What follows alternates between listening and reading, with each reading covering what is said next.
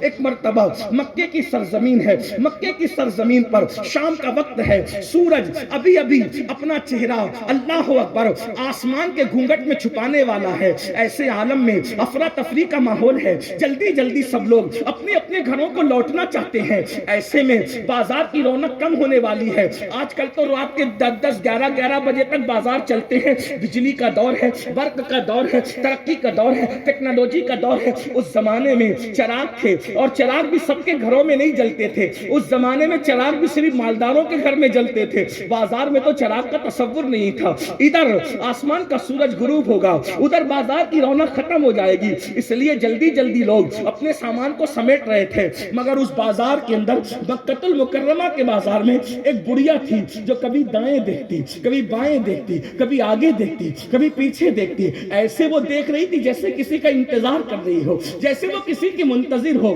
ایسے عالم میں ایک جوان منموہنی صورت والا، کالیاں زلفوں والا، چمکتے چہرے والا، ایسی چمک اس کے چہرے میں کہ اللہ اکبر، جس سے تاریک دل جگمگانے لگے۔ اس چمک والی رنگت پہ لاکھوں سلام۔ نرگسی آنکھوں کا اللہ اکبر جوبن یہ ہے، اٹھ گئی جس طرف دم میں دم آ گیا۔ اس نگاہ عنایت پہ لاکھوں سلام۔ پیشانی کا حال یہ ہے جس کے ماتھے شفاعت کا صحرا رہا، اس جبین سعادت پہ لاکھوں سلام۔ ہاتھوں کی کیفیت یہ ہے، اللہ اکبر، ہاتھ جس سمت اٹھا غنی کر دیا، موجے بیر سماحت پہ لاکھوں سلام۔ کیفیت یہ ہے کہ کبھی حلیمہ کی بکریوں کے پیچھے چلتے عاجزی کرنے پر آ جائیں، لیکن جب اپنی شان دکھانے پر آتے ہیں تو پھر جبریل بھی ساتھ نہیں چل سکتے، بلکہ جبریل بھی تھک کے بیٹھ جاتے ہیں۔ لوگ میرے نبی کو حلیمہ کی بکری کے پیچھے دیکھ کر اپنے جیسا کیوں کہتے ہیں؟ آسمانوں پہ جبریل کو تھکانے والا بھی تو دیکھو۔ اللہ اکبر، جس کے ساتھ جبریل چلتے تھک جائیں اس کی رفتار کا عالم کیا ہوگا۔ میرے امام کہتے ہیں تھکے تھے روح الامی کے بازو، کہاں وہ دامن کہاں وہ پہلو، رکاب چھوٹی امید ٹوٹی، نگاہ حسرت کے ولولے۔ معراج بیان ہو رہی تھی ابھی 2-4 دن پہلے، لوگ معراج بیان کریں۔ آپ غور کریں جبریل کون ہے؟ جو پلک کے جھپکتے سدرہ سے زمین پہ آتے ہیں۔ رفتار یہ ہے، جبریل اگر پر کھول کر کے پھر پر بند کرتے ہیں، ہزاروں سال کا فاصلہ طے کرتے ہیں، اس کو جبریل کہتے ہیں۔ لیکن وہ جبریل تھکتے کس کے ساتھ ہیں؟ تھکتے کس کے ساتھ ہے؟ میں نے نعرہ لگانے سے روکا ہے، سبحان اللہ کہنے سے نہیں روکا، اتنا ڈر کر کے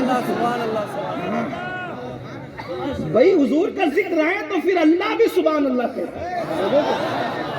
میں لوگوں کو کہتا ہوں جب اللہ کے رسول کا ذکر آتا ہے تو اللہ بھی سبحان اللہ کہتا ہے۔ لوگ کہتے ہیں وہ کیسے کہتے ہیں؟ میرے کہا سبحان الذی، اللہ خود کہتا ہے نا، پہلے ذکر مصطفیٰ آ رہا ہے تو پہلے خود ہی کہہ رہے ہیں سبحان الذی، خود کہہ رہا ہے اللہ پاک ہے، تو آپ بھی کہیے نا۔ لیکن میں تھوڑی سی بات آپ کو بتاؤں، اگرچہ بنگال میں یہ شعر کی تشریح تھوڑی مشکل ہے، اس لیے کہ یہاں کے لوگ بنگلہ زبان بنگلہ ہی بولتے ہیں۔ ہاں، لکھنؤ اور دلی والوں کو اس کی سمجھ نہیں آ سکتی تو بنگلہ والوں کو اس کی سمجھ کم آئے گی، لیکن میں کوئی اس میں ڈروں گا نہیں۔ کیوں؟ اس لیے کہ زبان سمجھ میں آئے نہ آئے، عشق کے جذبات سب کے یکساں ہوتے ہیں۔ زبان والوں کو سمجھانا مشکل ہے، عشق والوں کو سمجھانا مشکل نہیں ہے۔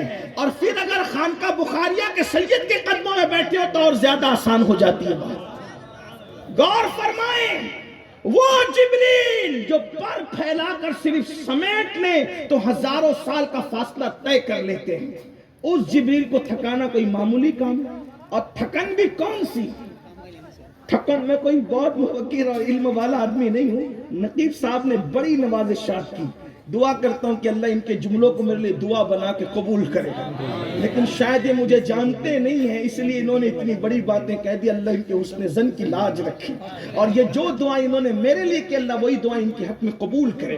اللہ ہمارے علماء کے حسن ظن کی لاج رکھے۔ لیکن امام اہل سنت جو 108 علوم و فنون کے ماہر تھے، انہوں نے جبریل علیہ السلام کی تھکن بیان کی۔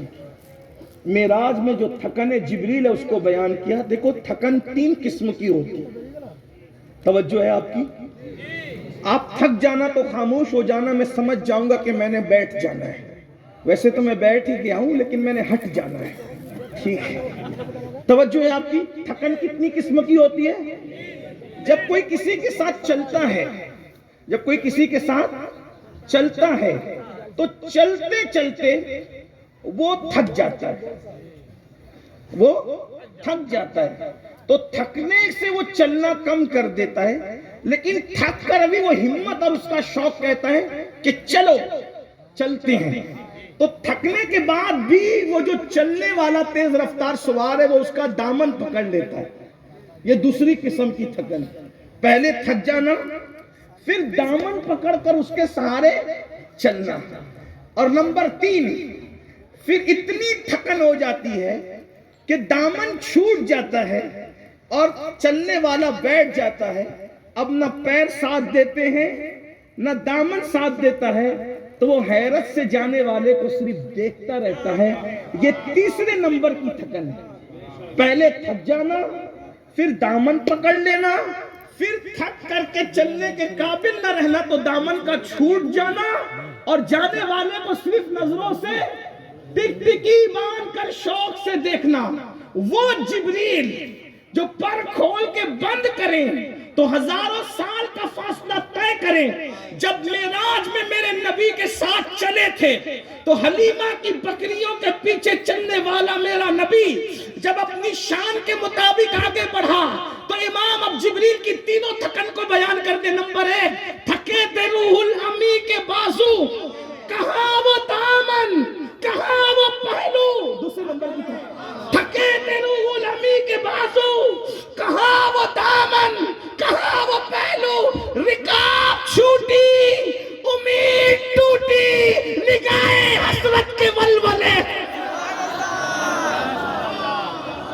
سبحان اللہ, سبحان اللہ, واہ کیا بات ہے. جبریل کی تھکن پہلے نمبر کی نہیں تھی, بلکہ جبریل کی تھکن تیسرے نمبر کی تھی. ایسا تھک چکے تھے کہ جا نہیں سکتے تھے, بس نگاہ حسرت سے دیکھ رہے تھے, اور حضور وہاں گئے پھر جہاں جبریل کا گمان بھی نہیں جا سکتا.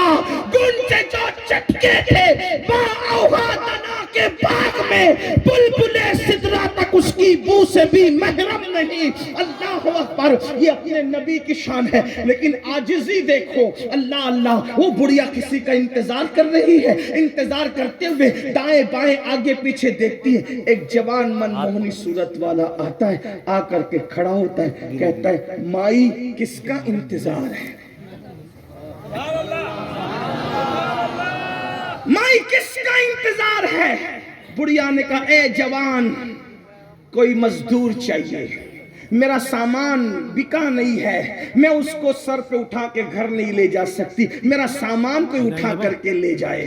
اس جوان نے کہا مائی دیکھیں تو صحیح, لوگ کہتے ہیں یہ دہشت گردی اور وہ نفرت, ہمارے یہاں نفرتیں ہے ہی نہیں.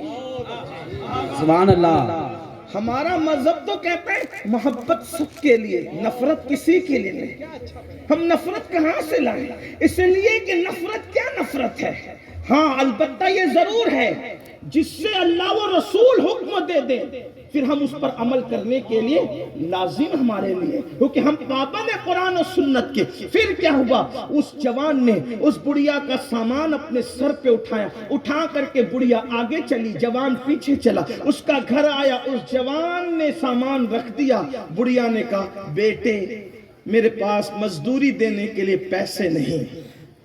جوان نے کہا مائی اگر تو مزدوری دینے کے لیے پیسے نہیں رکھتی تو میں کوئی مزدور بھی نہیں, میں کوئی مزدور نہیں ہوں, میں نے تو انسانیت کے ناطے تیری مدد کی ہے, میں نے کوئی مزدوری نہیں کی ہے. اس بڑھیا کو پیار آ گیا. اس جوان نے کہا اچھا میں چلوں. اس نے کہا رک, تیری صورت بڑی پیاری ہے, سبحان اللہ, تیری صورت من کو بھاتی ہے, من بھاتی تیری صورت ہے, مزدوری تو نہیں دے سکتی, چند جملوں کا بوجھ تیرے دامن میں ڈال دیتی ہوں.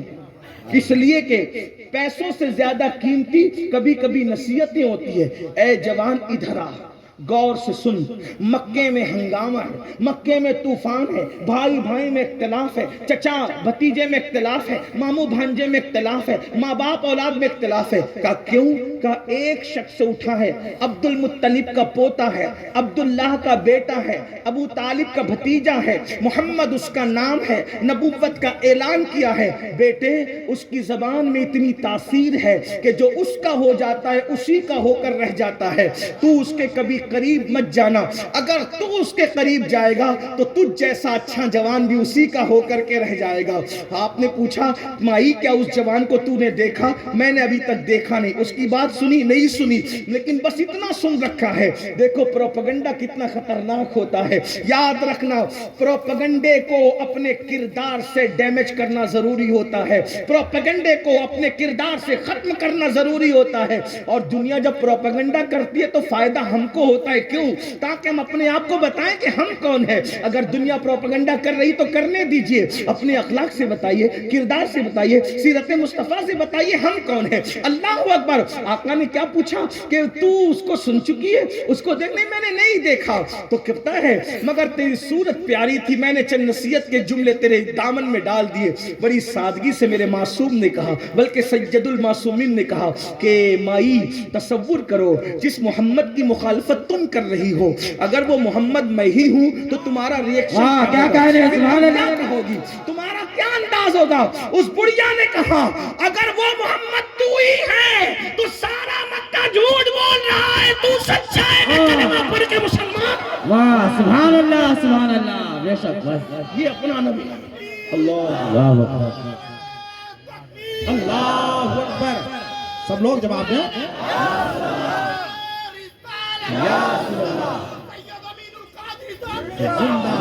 अंदाजा फरमाएं, अंदाजा फरमाएं। क्या ये हमारे अंदर बड़ी एक बात है, आशिक रसूल कहलाने वालों, किसी यहूदी बुढ़िया का बोझ तुम क्या उठाओगे? तुम तो अपनी माँ का बोझ उठाने के लिए तैयार, तुम तो अपने बाप का बोझ उठाने के लिए तैयार नहीं। बाप बीमार पड़ता है उसको डांट कर कहते हो कितने पैसे तेरे पीछे खर्च करूं? क्या तेरे पीछे सब कुछ खर्च कर दूं? मुझे बताओ किस इश्क की हम बात करते हैं, किस मोहब्बत की बात करते हैं? सीरत मुस्तफ़ा अपने बच्चों को पढ़ाना होगा, अपने बच्चों को पिलाना होगा। आइए सीरत के मजीद अब्वाब अब मैं आपके सामने क्या पेश कर सकूंगा, इसलिए मैं आपसे इतनी गुजारिश करता हूँ हुजूर की जिंदगी बताओ। हुजूर बहुत खूबसूरत है, उनकी सीरत बड़ी खूबसूरत है। अल्लाह अकबर। देखो मैं आपको कहता हूँ, लोग कहते हैं ना कि वो तो दूध दोते थे, चले मैंने कहा अगर दूध दोने वाली सीरत ही तुम बयान करते हो मैं भी बयान कर दूं। लोग क्या कहते हैं सीरतुन नबी के जलसे में क्या कहते हैं, वो तो दूध दोते थे बकरी का, हमारी तरह थे। मैंने कहा चले दूध दोना तुझे याद है तो मैं भी तुझे बता दूं दूध कैसे दोते थे। मौलवी जी हम किसी से नफरत की बात नहीं करते, लेकिन हिंदुस्तान के हालात ऐसे होने के बाद भी तुम ऐसी बकवास करते हो। कोई अपने नबी को भी छोटा बना के पेश करता है, कोई अपने कायद को भी छोटा बना के पेश करता। कलमा पढ़ते हो या क्या करते हो? कलमा पढ़ाने का भी एहसान गया जिसका कलमा पढ़ते हो। अरे जिससे बुखारी पढ़ी है उसको बहरुल उलूम कहते हो, और जिसका कलमा पढ़ते हो उसके बारे में कहते हो उन्हें तो आयशा का हाल ही नहीं पता था। मौलवी को बहरुल उलूम कह रहे हो और नबी के इल्म का इनकार कर रहे हो। सोचो तो सही तुमने किस मसलक की बुनियाद रखी। फिर हमारी कौम हमसे कहती मौलाना उनके बारे में कुछ न कहे। मैंने कहा बिल्कुल नहीं कहेंगे, उनकी जूतियां सर पे रखेंगे, उन्हें समझा दे वो हमारे नबी के बारे में बोलना छोड़ दे, हम उनकी जूतियां सर पे रखने को तैयार हैं। हमें क्या किसी से नफरत, हमें किसी से क्या, लेकिन बात याद रखें अगर बकरी का दूध दोने पर ही नबी की सीरत को मौकूफ कर दिया तो आइए मैं भी आपको बकरी का दूध दोना बयान कर दूं।